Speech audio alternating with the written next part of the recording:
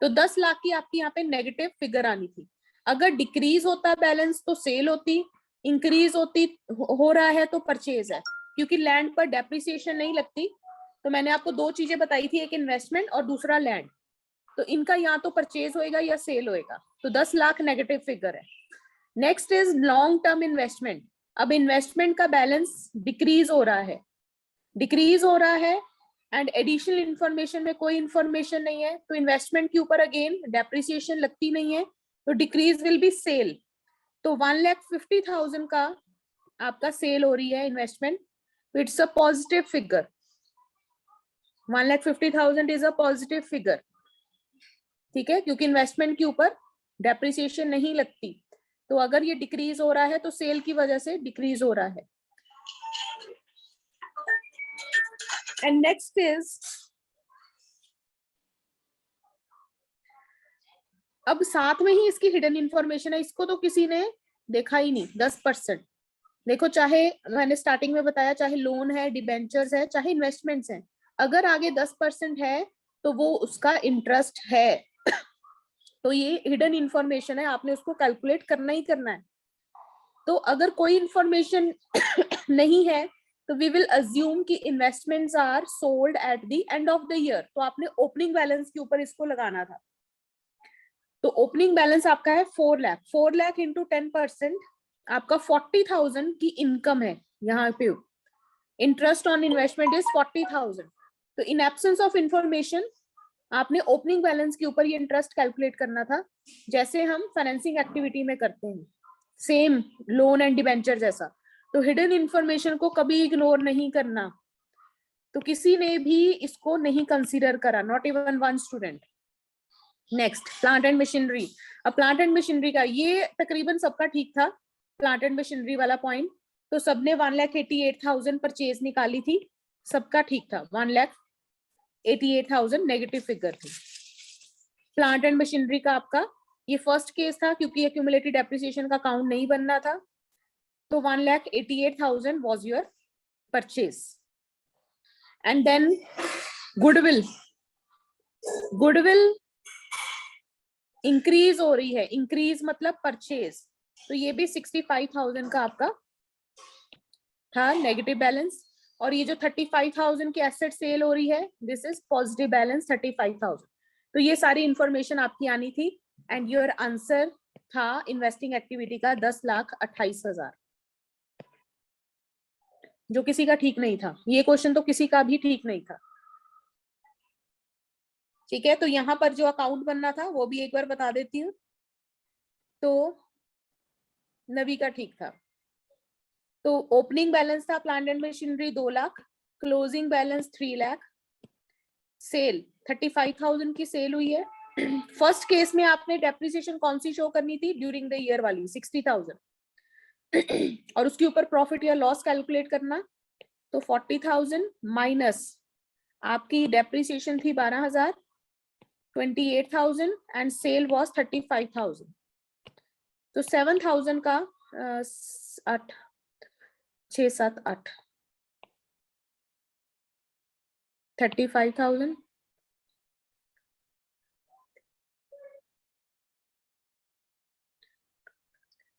13,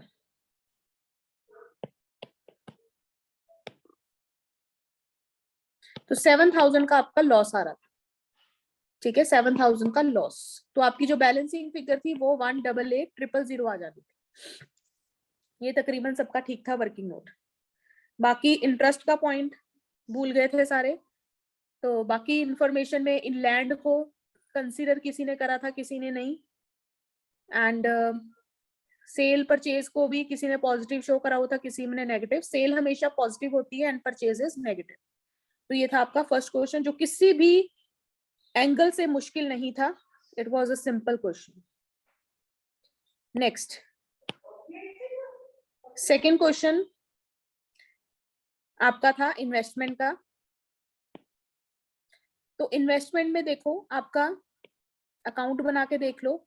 opening balance है 50,000, closing balance है 25,000, और लिखा हुआ है एक्स लिमिटेड परचेज्ड इन्वेस्टमेंट 25,000। तो परचेजेस आपकी टू साइड पे आती है। And sold some investment at a loss of 20% on book value. तो जो आपका बैलेंसिंग फिगर है वो बुक वैल्यू ही होगी। जो आपकी बैलेंसिंग फिगर है वो बुक वैल्यू ऑफ सेल होगी, बुक वैल्यू ऑफ सेल। तो बैलेंसिंग फिगर इज 75,000 माइनस 25,000,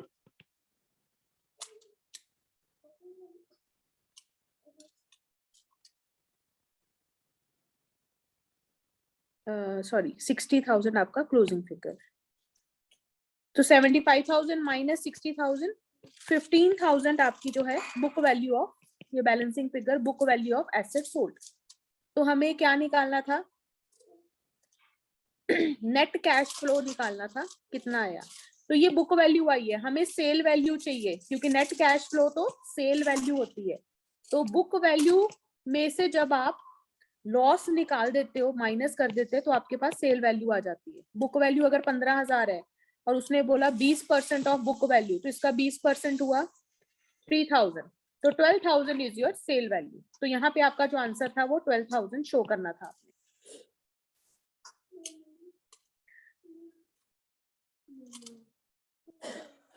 तो इनफ्लो एंड आउटफ्लो हमेशा सेल वैल्यू का होता है, बुक वैल्यू का नहीं। तो वो आपने कैलकुलेट करना था। तो ये था आपका second question. Now third question.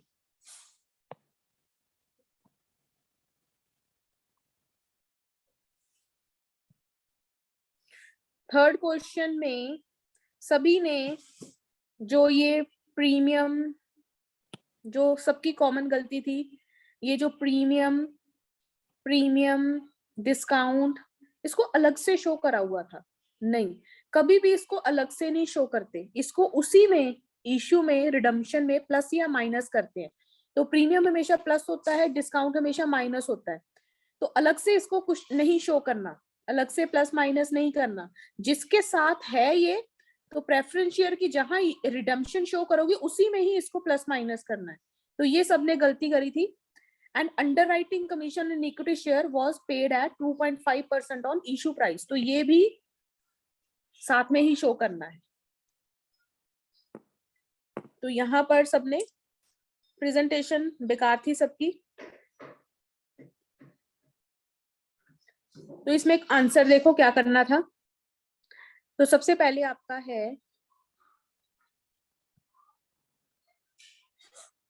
Equity share capital. तो इक्विटी शेयर कैपिटल आपका बढ़ रहा है, मतलब इशू हो रहा है। तो यहाँ पे आपका आना था 5 lakh, equity share capital 5 lakh plus. अब क्योंकि equity share capital were issued at a premium of 2%, तो ये 2% इसी में ही प्लस करना है, प्लस 2%। और 2% किसका, 5 लाख का। प्रीमियम या डिस्काउंट हमेशा डिफरेंस पर ही कैलकुलेट होते हैं। तो 5 लाख इंटू 2% 10,000। हमेशा इशू या रिडम्पशन पर ही ये कैलकुलेट होता है, ओपनिंग या क्लोजिंग बैलेंस पर कैलकुलेट नहीं होता। वो सिर्फ इंटरेस्ट एंड डिविडेंड कैलकुलेट होते हैं। जो प्रीमियम एंड डिस्काउंट है वो हमेशा डिफरेंस के ऊपर ही कैलकुलेट होता है। तो 5 लाख प्लस 10,000, और ये जो साथ में ये जो 2.5% थे अंडरराइटिंग कमीशन, ये भी साथ में ही आनी थी, और अंडरराइटिंग कमीशन माइनस होनी है। और अंडरराइटिंग कमीशन आपकी किसके ऊपर कैलकुलेट होनी थी, 5,10,000 के ऊपर। तो 5,10,000 इंटू 2.5%।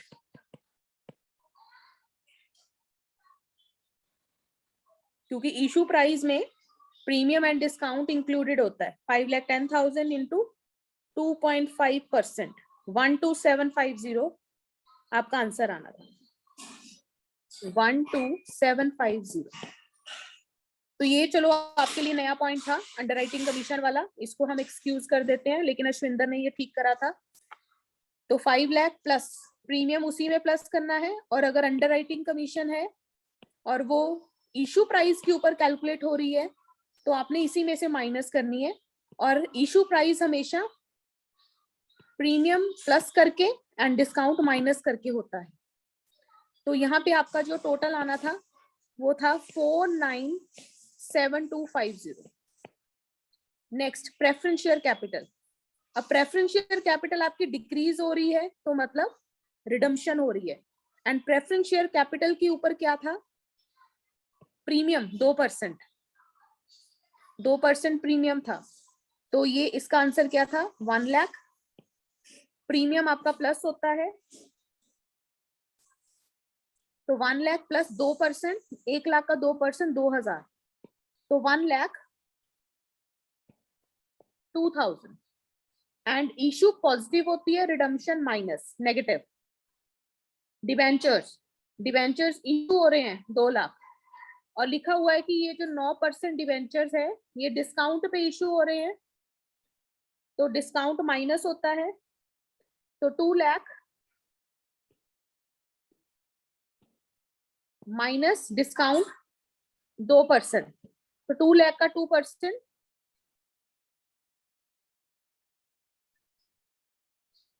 कितना डिस्काउंट है, issued at a discount of 1%, sorry 1%, तो 1% आपका आ गया 2000, तो ये आपका आ गया 1,98,000 क्योंकि इशू है तो पॉजिटिव फिगर है। And 7% debentures, 7% debentures were redeemed at a premium of 5%, तो प्रीमियम आपने क्या करना था, प्लस करना है,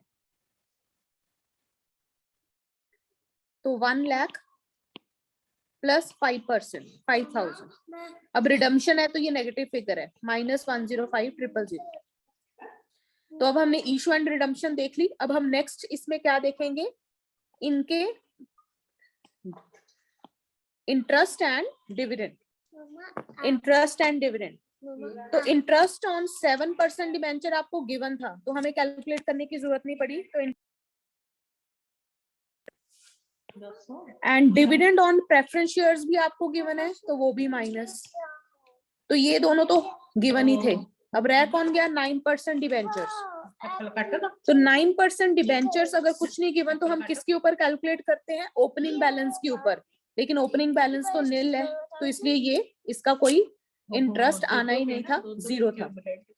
तो इन एब्सेंस ऑफ इंफॉर्मेशन हम ओपनिंग बैलेंस के ऊपर इंटरेस्ट कैलकुलेट करते हैं, लेकिन यहाँ पर ओपनिंग बैलेंस निल था तो इसलिए कुछ भी नहीं आया। तो बस इतना ही आपका था, तो your answer will be 473250 cash flow from in financing activity. मैं क्या कहूँ आप बता दो, क्या खाऊं, कहते भूख लगी है।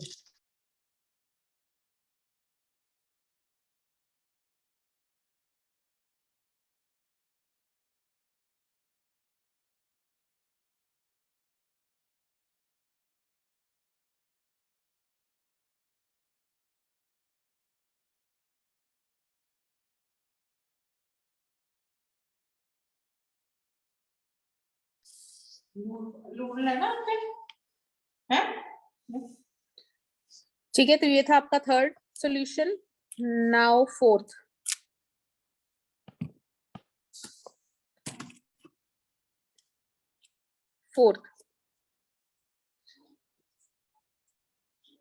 इसमें सिर्फ आपको operating and financing activity calculate करनी थी from the following balance sheet. तो आपका देखो सबसे पहले है share capital, equity share capital, इसमें भी कुछ भी डिफिकल्ट नहीं था, ठीक है, बस सारे पॉइंट्स मैंने बीच में डाले हुए थे। तो शेयर कैपिटल आपका है, इक्विटी शेयर कैपिटल है एंड दूसरा प्रेफरेंस शेयर कैपिटल है। रिजर्व एंड सरप्लस में CRR, जनरल रिजर्व, P&L है। एंड लॉन्ग टर्म बोरोइंग के अंडर डिवेंचर्स है। तो बस इसमें ये नहीं भूलना था कि साथ में उसके जो है डिविडेंड एंड इंटरेस्ट भी गिवन है, तो जहां परसेंटेज दिखे तो आपको बस ये याद रखना है कि वो डिविडेंड एंड इंटरेस्ट है और उसको भूलना नहीं है। और नीचे आपको इंफॉर्मेशन डेप्रिसिएशन की दी हुई है। Preference shares redeemed at a premium of 5% है। एडिशनल डिवेंचर जो है 1 अक्टूबर को, तो जब बीच बिचाले इश्यू हो तो आपका जो इंटरेस्ट है वो टाइम के साथ डिवाइड हो जाता है। तो 1 अक्टूबर तक का इंटरेस्ट आपने ओपनिंग पे लगाना था, बाकी इंटरेस्ट आपने क्लोजिंग बैलेंस पे लगाना था। और preference shares at the end of the year redeem हुए हैं, तो इसलिए इसका जो डिविडेंड है वो ओपनिंग बैलेंस के ऊपर लगना था। तो preference shares at the end of the year issue redeem हुए हैं, तो इसका जो डिविडेंड था वो ओपनिंग बैलेंस के ऊपर कैलकुलेट करना था। Propose dividend on equity share for previous year was paid at 18%, तो ये भी ओपनिंग बैलेंस के ऊपर कैलकुलेट करना था। 18% फॉर प्रीवियस ईयर एंडेड, तो प्रीवियस ईयर आपका ओपनिंग बैलेंस के ऊपर कैलकुलेट होएगा। तो अब इसका देखो सॉल्यूशन देखो।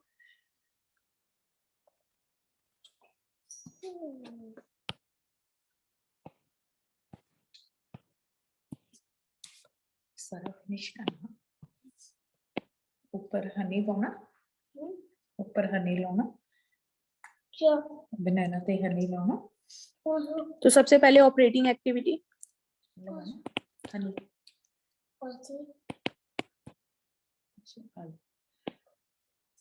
तो इसमें सबसे पहले आता है net profit before tax and extra ordinary item. इसका हमेशा वर्किंग नोट बनाया करो, बीच में ही प्लस मत करा करो।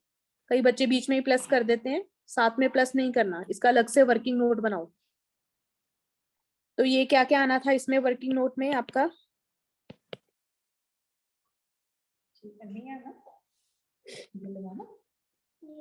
तो आपका स्टेटमेंट ऑफ P&L अकाउंट, उसका ओपनिंग एंड क्लोजिंग 2 लाख था, क्योंकि ओपनिंग नेगेटिव फिगर थी तो वो प्लस हो जाएगा। एड जर्नल रिजर्व को ट्रांसफर हुआ था और CRR भी है, ट्रांसफर टू जर्नल रिजर्व के साथ साथ ट्रांसफर टू CRR भी है, तो दोनों लेने थे। तो जर्नल रिजर्व को 1 लाख एंड 35,000 CRR को जा रहा है। इसके बाद प्रपोज डिविडेंड, तो जो प्रेफरेंस शेयर का डिविडेंड था, सॉरी इक्विटी शेयर का 4,50,000 इंटू 8% ओपनिंग बैलेंस के ऊपर, एंड इक्विटी शेयर का डिविडेंड, प्रेफरेंस शेयर का डिविडेंड 3 लाख इंटू 5%, तो 3 लाख इंटू 5%।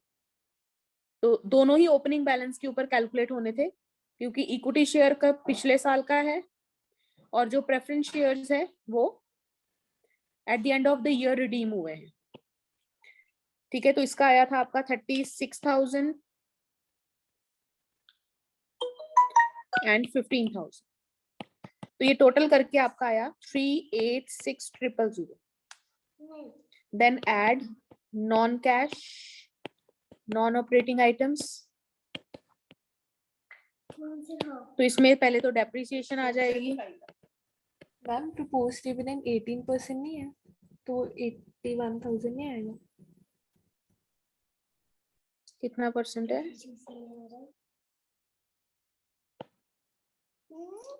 अब कोई छोटे बच्चे हो? 5% एंड 8%। बूढ़ा बच्चा 5% है एंड 8% है, 18 नहीं है, 8% है। प्रपोज डिविडेंड इक्विटी का वो लास्ट पॉइंट जो लिखा हुआ है 4,50,000 इंटू 8%। अच्छा वो 18%, हाँ 4,50,000 into 18%।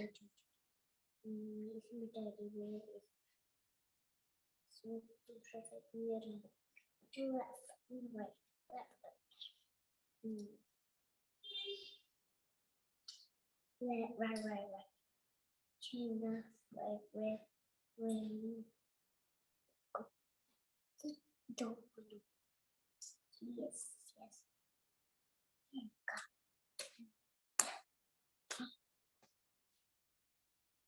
It was paid at 18%.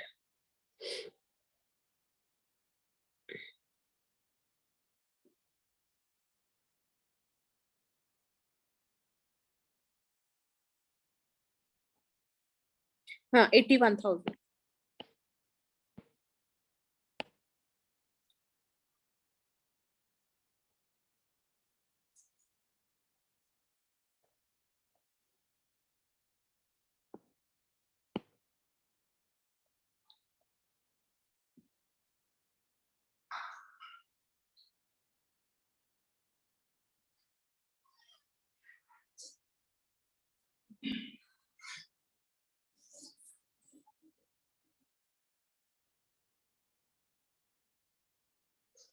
तो ये आपका आना था 431,000।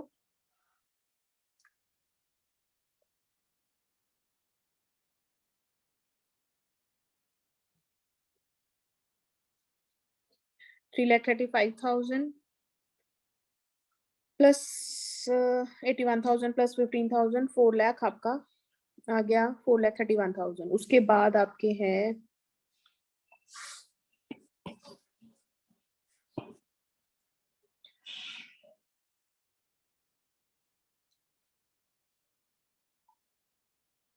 depreciation provided on fixed assets 60,000,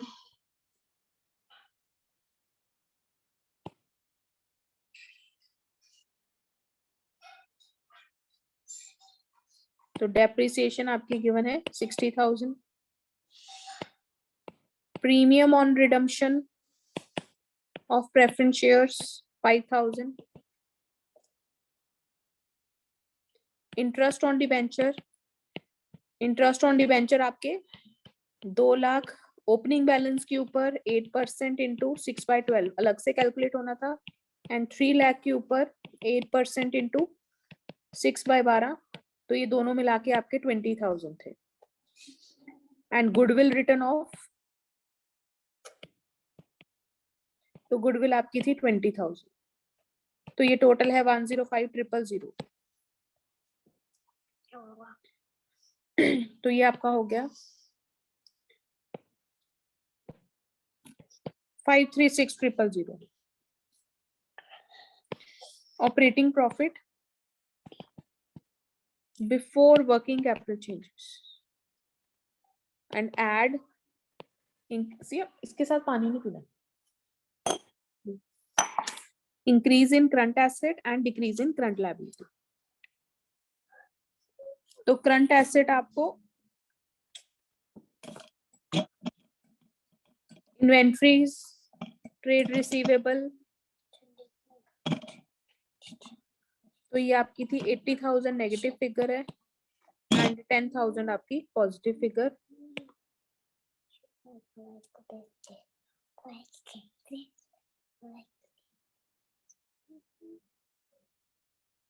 तो 70,000 आपका माइनस में।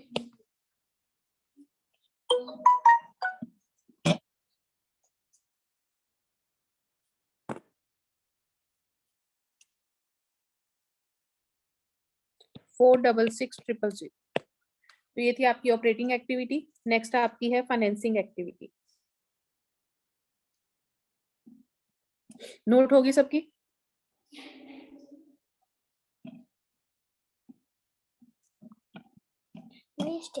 जल्दी से नोट कर लो क्योंकि ये पेज उड़ जाएगा। करंट लायबिलिटीज 1 लाख है, इंक्रीज। करंट लायबिलिटीज उसमें क्या है, ट्रेड पेबल्स है ना।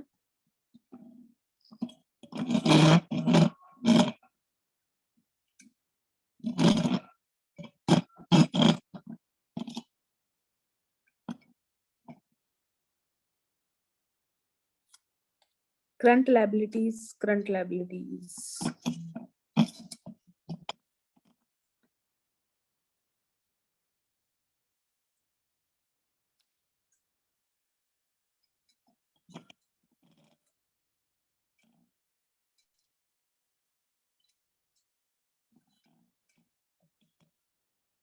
नहीं, करंट लायबिलिटीज के एक्चुअली वो बीच में ना फिगर्स मिसिंग है, तो वो आपने निकाल लेनी थी। भैया वहां पे ना वो बैग में कैलकुलेटर पड़ा है बेटा, फलाना वो सामने बैग पड़ा है ना मम्मा का, तुमने मेरी बात नहीं सुनी, अब खुद ही लो।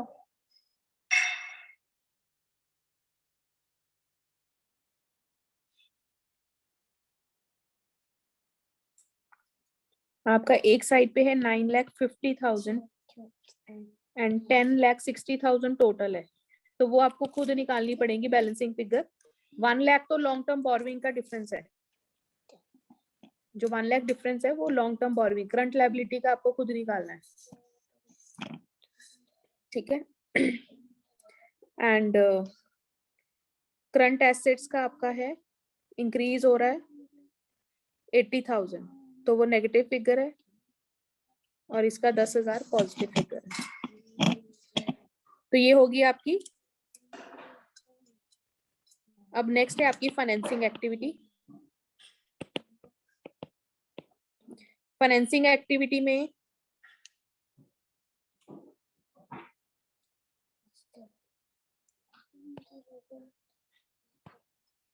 रिडम्पशन ऑफ प्रेफरेंस शेयर्स है, तो क्योंकि प्रीमियम पर है तो minus premium on redemption of preference shares, तो प्रीमियम आपका प्लस होता है तो 105,000। और फिर इशू ऑफ डिवेंचर्स है 1 लाख। इक्विटी शेयर्स का डिविडेंड इक्विटी शेयर पर भी है और दूसरा प्रेफरेंस शेयर पर भी है, तो 15,000 एंड 81,000। ये नेगेटिव फिगर है। ये क्या बन रही है? ये क्या इंटरेस्ट ऑन डिवेंचर 20,000। डाले? तो ये टोटल आपकी फाइनेंसिंग एक्टिविटी है। खुजली करता है। ठीक है, कोई इसमें कुछ भी एलियन पॉइंट नहीं था, सिंपल सारे पॉइंट्स हमने करे।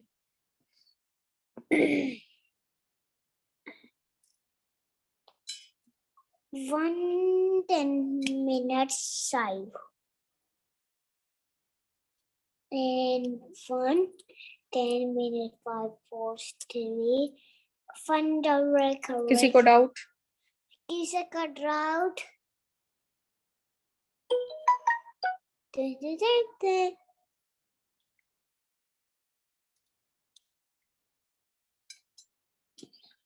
$50,000 का इशू ऑफ शेयर कैपिटल है। 50,000 कैपिटल है। Equity share capital 50,000। This is apple cookie. Bye bye. Bye bye. ठीक है, तो ये था आपके टेस्ट के पॉइंट्स। Bye. चलो।